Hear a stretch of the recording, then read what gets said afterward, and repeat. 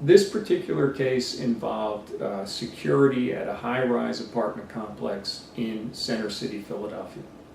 Our client lived on the 17th floor of a high-rise in Philadelphia, in Center City.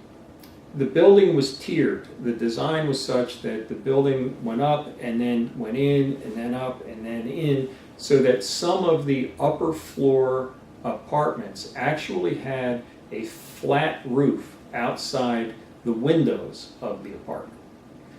Now, our client was getting out of the shower one morning, and as he was doing that, a fellow was climbing in one of those windows from the flat roof outside his apartment.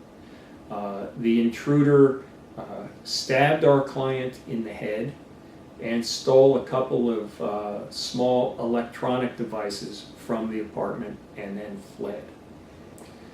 This was a very challenging case. It turns out that the intruder was an invited guest of one of the tenants in this building. So he was signed into the building through the security, and he was not a trespasser in the building per se. But what we found was this, that there was a utility room on the 17th floor of this apartment that was always kept unlocked, and in fact the lock was broken, and it had been broken for years.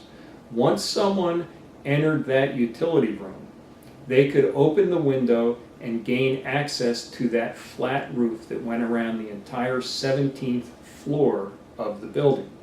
Once they're on that flat roof, they have access into the various apartments and other tenant spaces through those windows.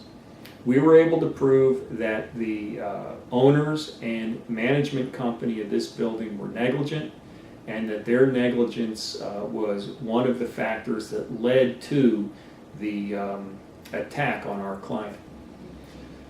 We settled this case in the courtroom during trial.